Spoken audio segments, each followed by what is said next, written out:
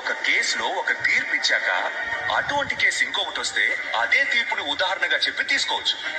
నాకు దక్కిన ఓటు హక్కు అందరికీ దక్కు. ಎಕ್ಸಾಂಪಲ್ ಇದೆ. ದಯವಿಟ್ಟು ಎಲ್ಲರೂ ವಿದ್ಯಾರ್ಥಿಗಳು ಒಬ್ಬರಿಗೆ ಮೈನ್ ಸಿಕ್ಕಿದೆ ಅಂತ ಹೇಳ್ಬಿಟ್ಟು ಎಲ್ಲ ಮನೇಲಿ ಕುತ್ಕೊಂಬೇಡಿ.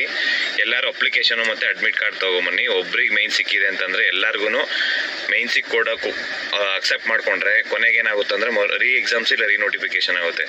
ಎಲ್ಲರೂ ದಯವಿಟ್ಟು ಕೋರ್ಟ್ ಮೆಟ್ಲೇರಿ. ಒಬ್ರಿಗೆ ನ್ಯಾಯ ಸಿಕ್ಕಿದೆ ಅಂದರೆ ಎಲ್ಲರಿಗೂ ಸಿಗುತ್ತೆ.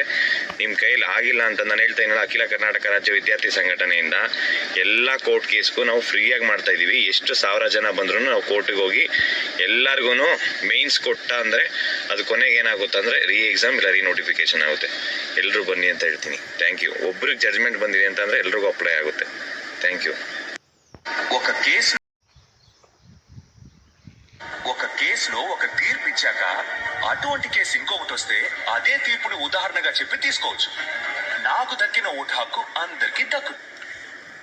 ಎಕ್ಸಾಂಪಲ್ ಇದೆ. ದಯವಿಟ್ಟು ಎಲ್ಲರೂ ವಿದ್ಯಾರ್ಥಿಗಳು ಒಬ್ಬರಿಗೆ ಮೈನ್ ಸಿಕ್ಕಿದೆ ಅಂತ ಹೇಳ್ಬಿಟ್ಟು ಎಲ್ಲ ಮನೇಲಿ ಕುತ್ಕೊಂಬೇಡಿ.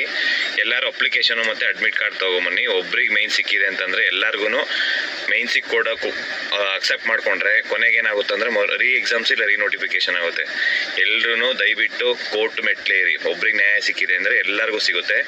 ನಿಮ್ಮ ಕೈಯಲ್ಲಿ ಆಗಿಲ್ಲ ಅಂತ ನಾನು ಹೇಳ್ತಾ ಇದ್ದೀನಲ್ಲ, ಅಖಿಲ ಕರ್ನಾಟಕ ರಾಜ್ಯ ವಿದ್ಯಾರ್ಥಿ ಸಂಘಟನೆಯಿಂದ ಎಲ್ಲ ಕೋರ್ಟ್ ಕೇಸ್ಗೂ ನಾವು ಫ್ರೀಯಾಗಿ ಮಾಡ್ತಾ ಇದ್ದೀವಿ. ಎಷ್ಟು ಸಾವಿರ ಜನ ಬಂದರೂ ನಾವು ಕೋರ್ಟಿಗೆ ಹೋಗಿ ಎಲ್ಲರಿಗೂ ಮೇನ್ಸ್ ಕೊಟ್ಟ ಅಂದರೆ ಅದು ಕೊನೆಗೆ ಏನಾಗುತ್ತೆ ಅಂದರೆ ರೀ ಎಕ್ಸಾಮ್ ಇಲ್ಲ ರೀ ನೋಟಿಫಿಕೇಶನ್ ಆಗುತ್ತೆ.